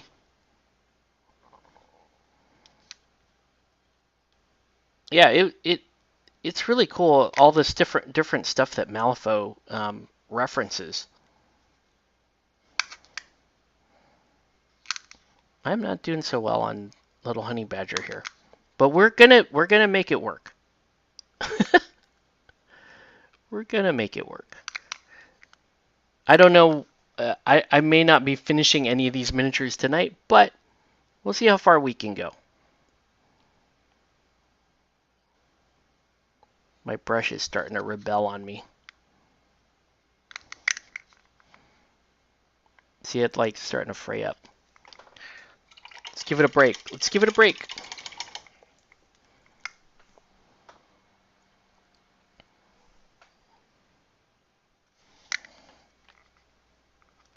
Yeah, you've got like Perdita, Ortega, and crew, which is also a pretty good beginner crew too, if you wanted to start. So, okay, now this is the suck part. I got to do the red lining, which is not gonna be fun. We're gonna start with this dirty red, and just to confirm white, go over with magenta, then go over with pink. Yeah, you could totally run it that way. If you're gonna go speed paints, or contrast paints, there are other speed paints you can run too as the undercoat. I don't know if you run a lot of speed paint, but if you do, this is actually a nice start for pink. So you would prime white or prime super light gray. This would be your base coat. Then you would come in uh, with your like fluorescent magenta and then pink.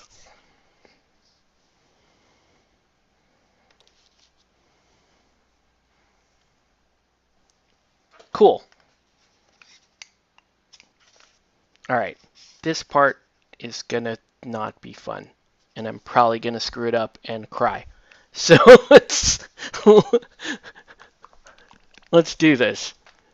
This is a very very narrow red line, and I'm not gonna thin this very much.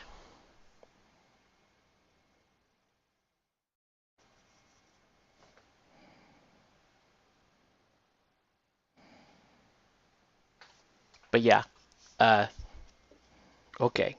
Yeah, I don't know, man. I may be asking for it.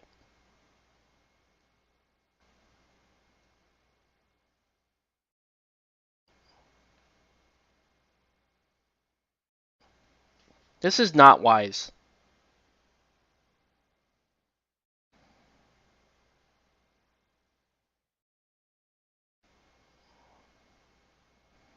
Oh, see, I already screwed up. It's just not the best line. But I do have When I start to paint the white, I'll have a way of cleaning that up.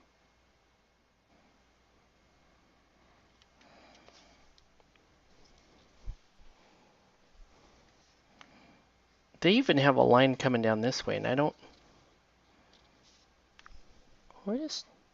There's like a line coming here. Like this way. Is there supposed to be one there? Because I don't see it. I'm just going to trace a line this way.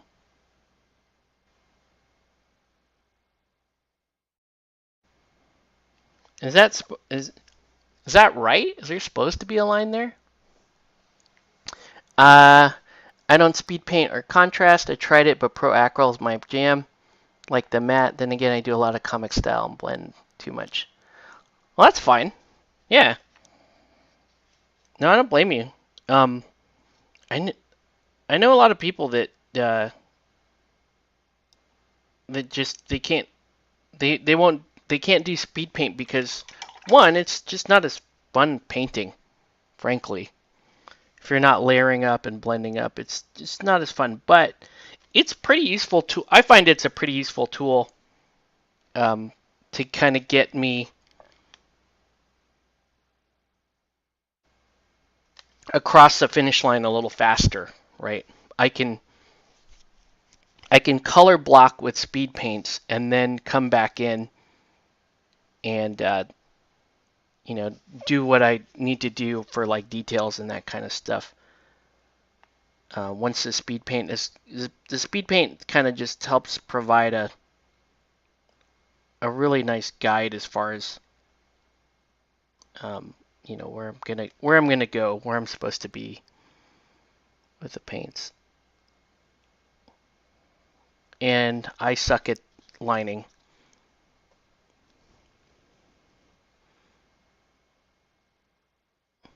But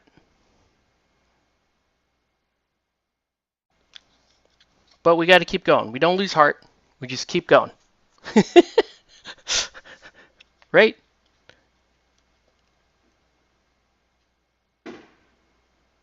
And more fireworks going on outside. At least I hope those are fireworks.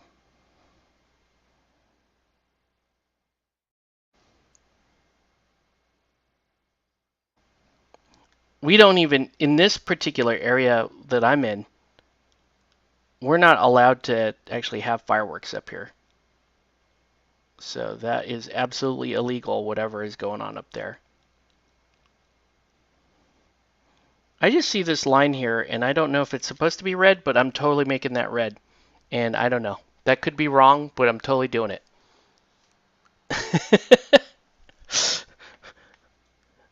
I don't know if that's right, but we're doing that anyway.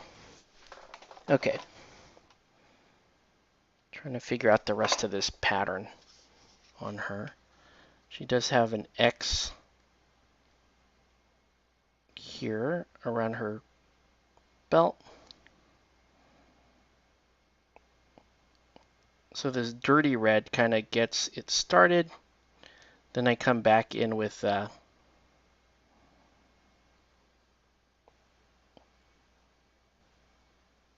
like a scarlet red or carmine.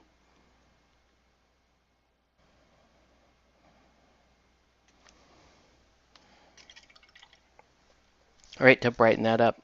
But that's kind of laying the foundation.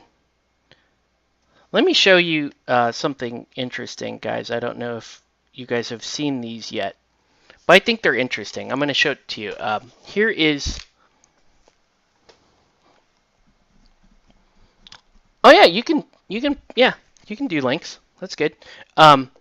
This was a new thing recently on the 2.0, metallic speed paint. Metallic speed paint. That's pretty wild, huh? Pretty wild. I'm going to show you a little example of metallic speed paint. You do have to shake it up because it's metallic. It is going to settle pretty quickly. But you go over white like you would any other speed paint. And it's really not bad. Really not bad at all. Just the main thing is you just have to just make sure it's mixed. Um, the bronze and the gold are pretty good as well. And then you can just go back and highlight that with chrome or silver or whatever you like. I'm assuming the red, back to the red lines for a little bit. Assuming the red lines go back here. Again, not familiar with these characters, so if I'm doing this wrong, sorry.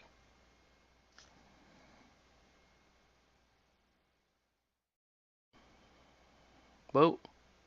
See how it's like I screw up and then the line gets thicker?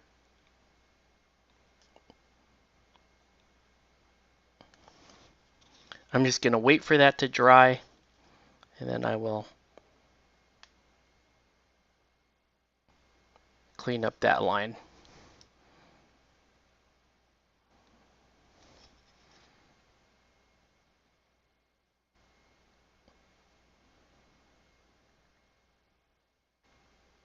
But yeah, lining sucks. How about that?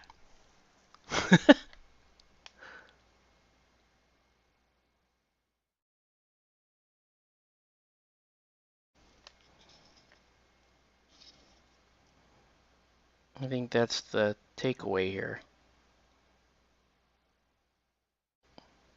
I'm going to actually thicken up this line a little bit.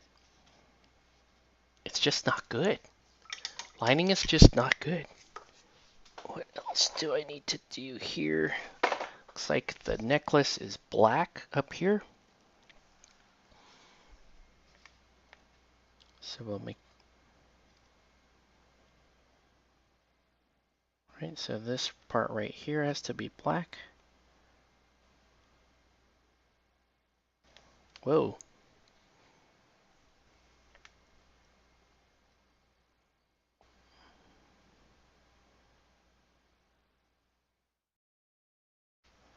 Could just be time of night and I'm starting to get super tired. Could be a thing. Could be.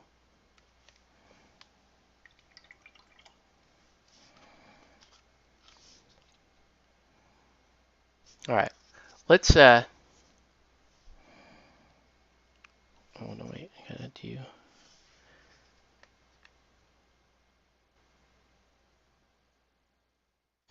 okay. See that? You can see that line there that it just does not look very good. Alright. I need not that color. There's a very specific. So I go with white gray. Great color to kind of clean up this mess here. Oh wait, before I even do that, I should do the red lines on Honey Badger here.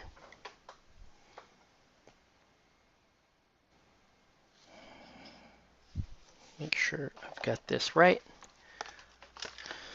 So I'm mostly just referring to box art for this, but it looks like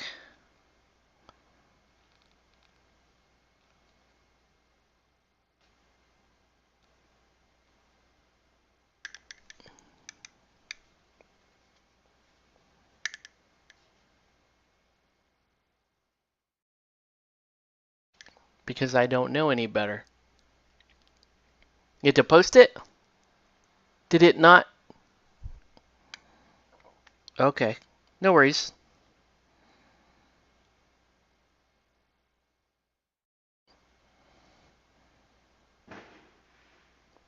Ah, more fireworks.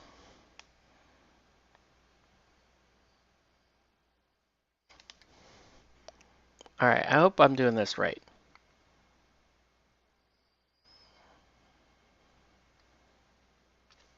Okay, and then should be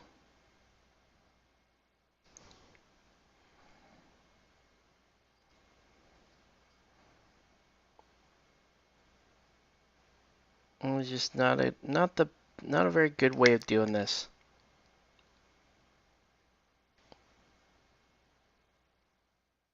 I'm doing like the two worst things to do on stream tonight. We're painting eyes and we're painting and we're doing lining. Just terrible. Terrible.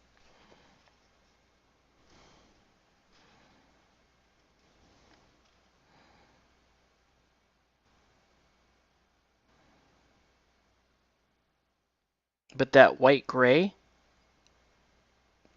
will really help kind of clean this up, because if you try to cover up this kind of red line with white, just straight white, it's not going to cover it.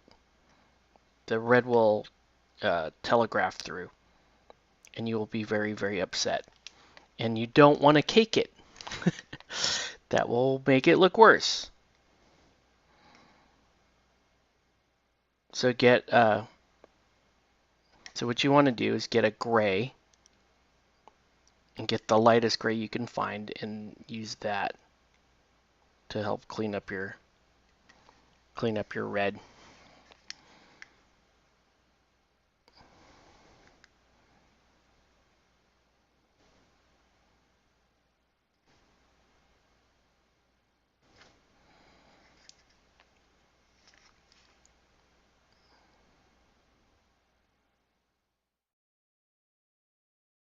So right there, that's kind of a problem.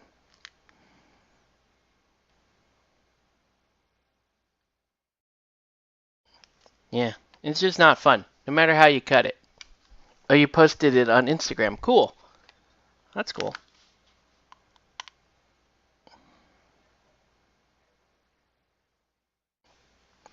I always forget to post on my Instagram.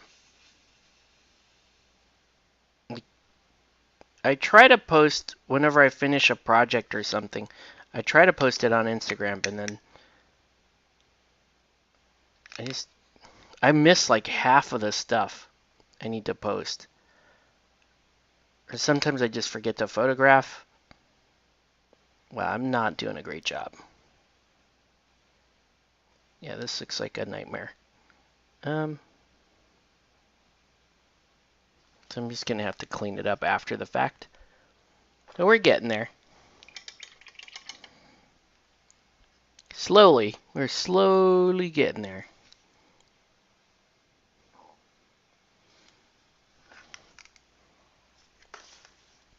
Alright. Let's go back to her for a sec. Oh, wait. Well, I got her. Let's do this.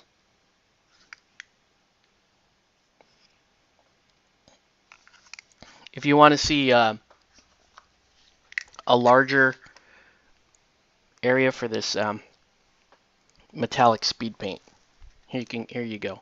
I'm gonna do this grading right here, so you guys can see.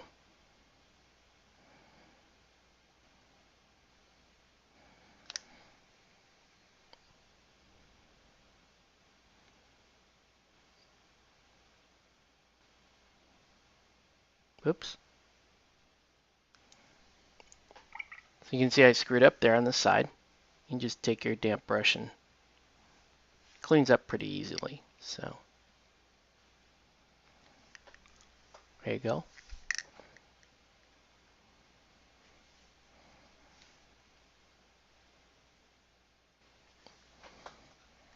Right, and that'll get cleaned up when we continue to clean up the model. Cool. All right. So now let's get back to her for a second. And we're going to go with this white gray.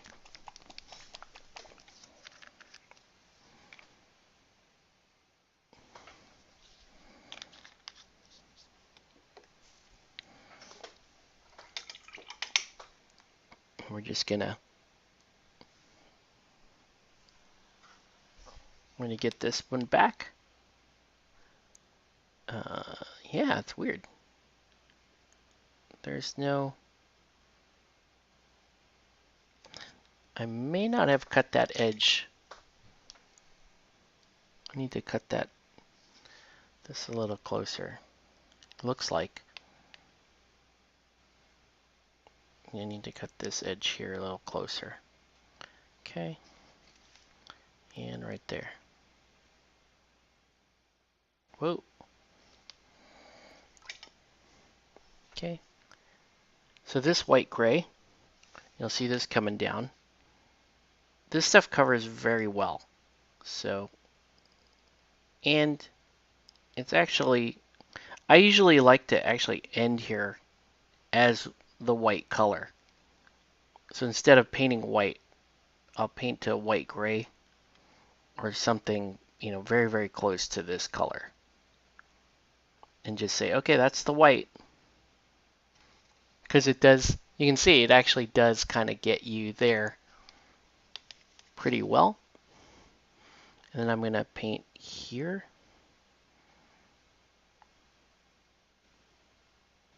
And I'm going to cut this closer here.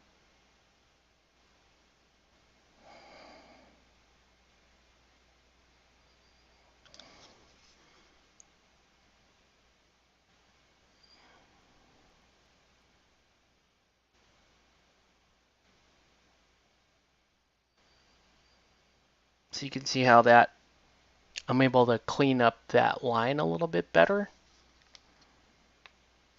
Right? Still not absolutely perfect, but it's better than where we were. Right? That's not bad.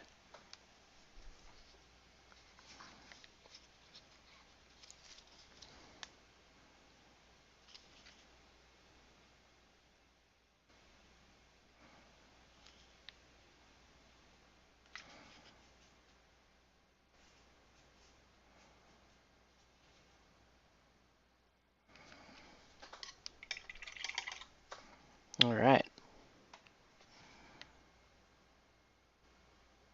So she's coming along.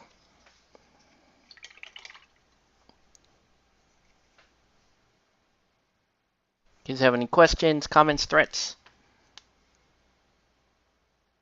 Again, hope everybody has a good 4th. And if you local guys are looking to come game, we will be at Comic Quest this Sunday. And we generally have Malifaux on us, so I'll have Malifaux on me. I'll also have my G.I. Joe board game. For those of you who have been playing that or want to try it, I've been having a lot of fun playing that game. Also, while I'm here, I want to give a shout out to one of the channels I've been watching for G.I. Joe Mission Critical content, Gaming with ADHD. So I want to shout him out. Let me see if I can get you guys a link to his channel, because that would be cool. Let me do that.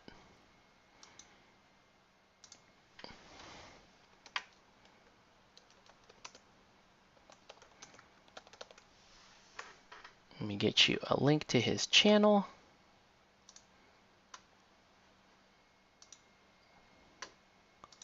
I'm going to post this in the chat for those of you who want to watch another really cool creator who plays a lot of different games and paints a lot of stuff as well. I've been enjoying that channel quite a bit lately, so I highly recommend it.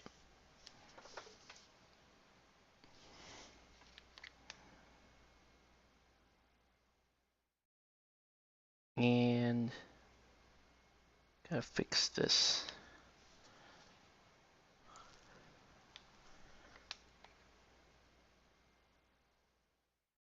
All right.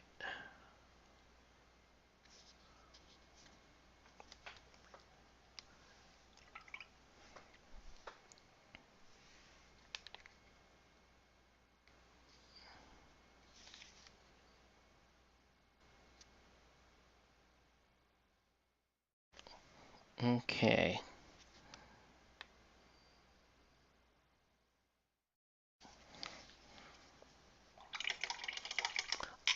I don't know. I think she's looking better.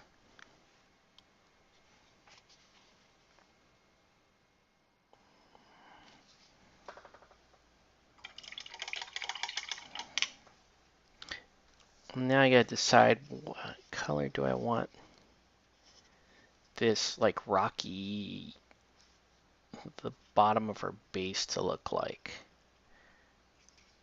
Good question, sir.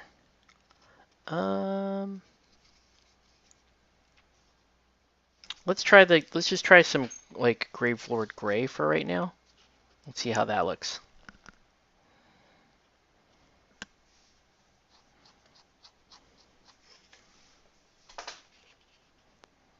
I could either do Gravelord Gray or I could do like a Runic Gray, which would make it kind of a bluish gray, which I'm not terribly opposed to either. In fact, I think I'm going to do that.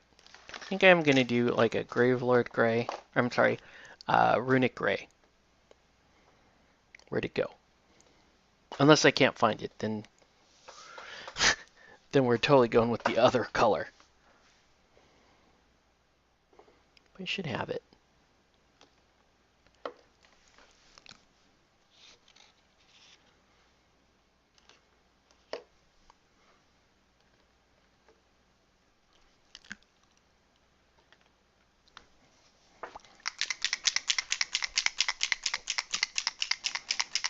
Let's just see how it looks. Maybe it's cool. I don't know. Let's try it.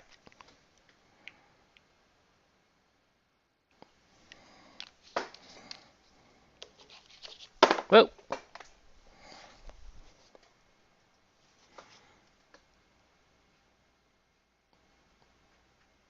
Yeah, this might look pretty good. Let's rock with it. We'll let everything dry and we'll pick it up tomorrow and start doing details on her.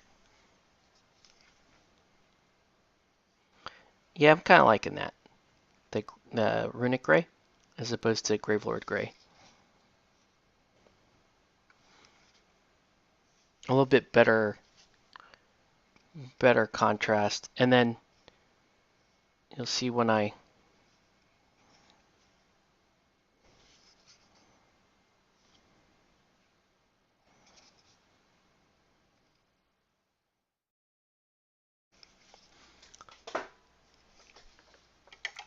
we'll hit it with the black around the rim and you'll be able to see this detail a little bit better. Let's go back to her for a second, which I am not quite as happy with this paint job.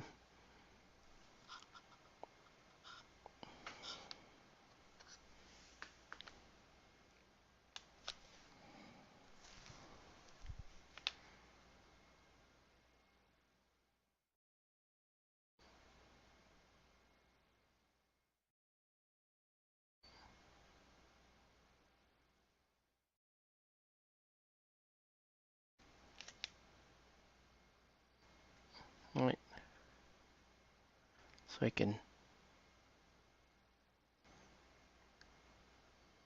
paint this in.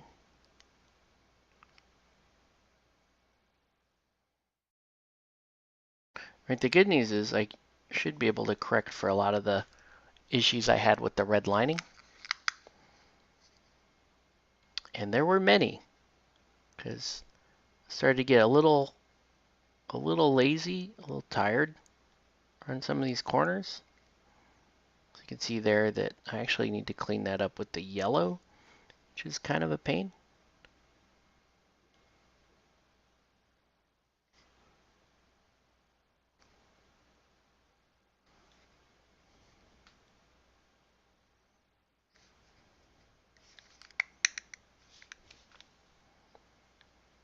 But yeah.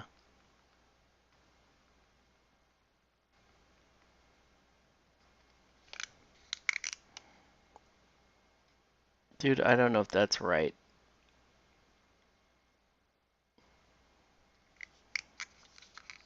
I'll have to look it up. Alright, hold on. Let's look at Honey Badger.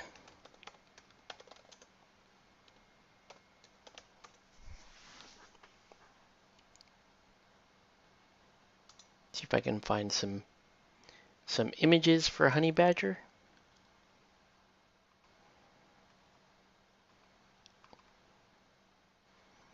That's the outfit right there, kind of. Kind of, but also not really.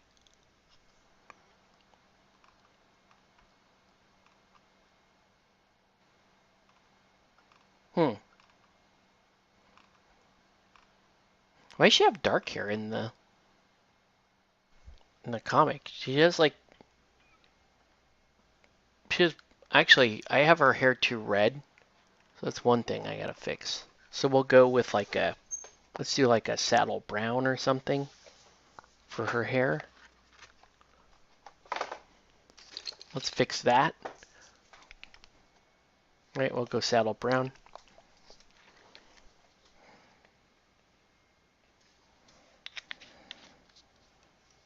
That'll help me kind of reconcile what's going on with this model.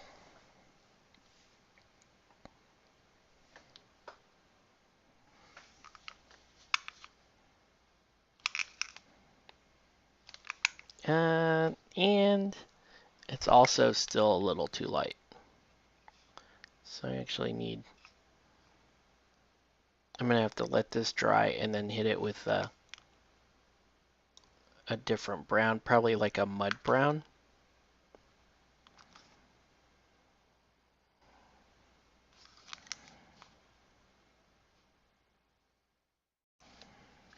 Yeah, just not a fan of this model right now.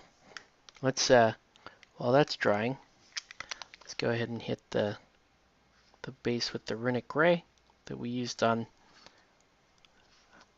X23.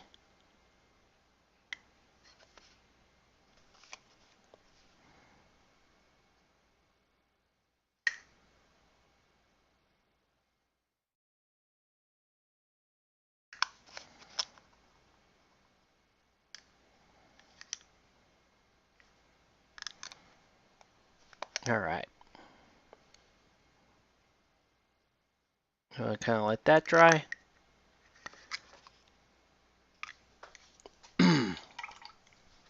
Let me darken this hair. Hey, what's up? How's it going, man? Let's do this like leather brown. Yeah, that looks like a better color. Okay.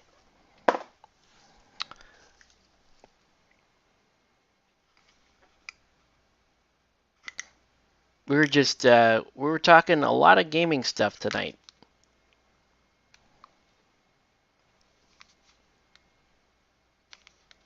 How you been, Mr. Cameron? And no, I have not tried Forbidden Psalm yet. I do have I did pay for the softbound, and then I was looking at some of my Eldorado minis last weekend, kind of thinking to myself, like, do I want to use those models, or are there other models that I may want to use instead? So trying to work through that, and then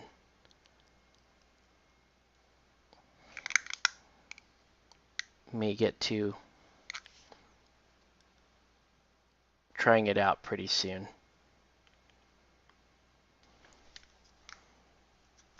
Just gotta work. That's cool. Alright, let's let this dry, because I don't think there's a whole lot else I can do on these minis tonight. Well, wait. It's not true. There is one thing I can do for these minis tonight.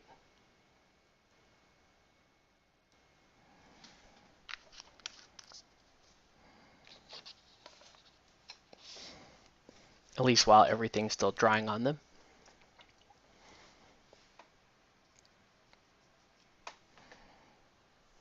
And I can paint them more proper as all this stuff starts to dry.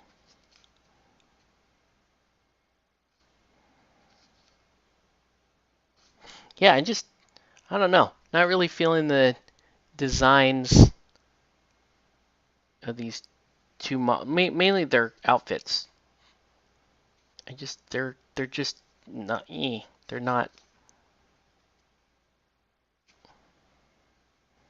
They're not as cool as I thought they might be. How about that?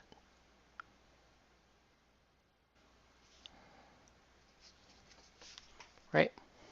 Let's let her dry. But yeah, we'll start to kind of paint our way through these. Oh man.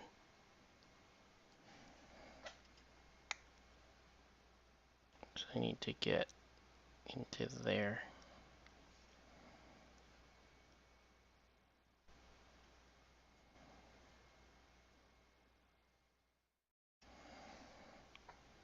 Okay.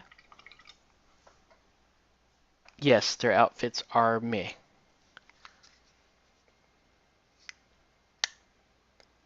Which is why I started with these two, as opposed to painting like Rogue and Gambit out of the gate, because I think these two are the least inspiring designs of this current batch of miniatures.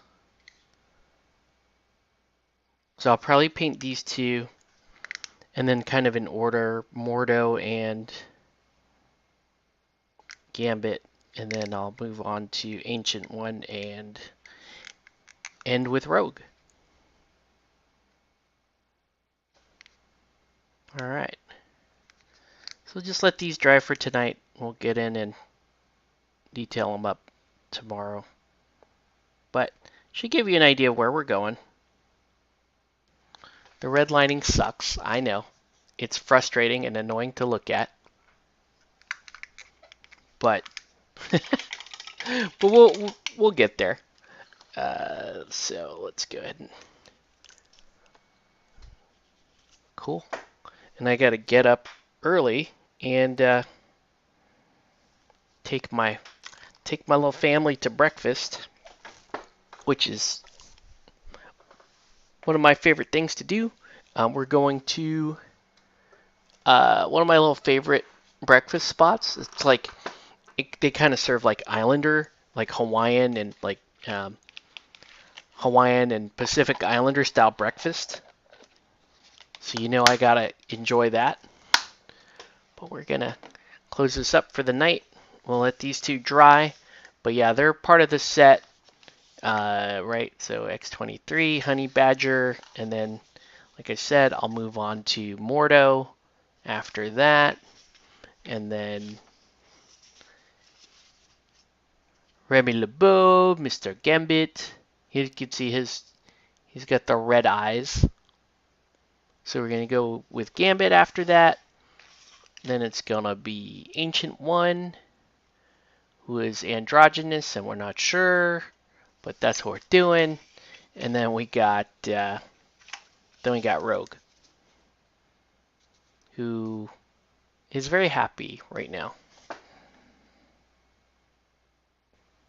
Looks like that eye could still use a little work right around there. Should kind of clean that up. So I got to clean up that. I can do that. But anyway, that's where we're going with this X-Men commission. And I'm gonna hit the hay, guys, because this is still gonna be drying, and we'll do some more work. Obviously, won't be streaming. What? Who knows? I might kick on the camera like late, but I doubt it. Because I have work the following day, which sucks. Which means I'll probably be streaming either Wednesday night or Thursday night next. So, anyways, thanks everybody for watching. Have a good night, guys. Again, thanks for tuning in. And yeah, we'll catch you guys on the next one.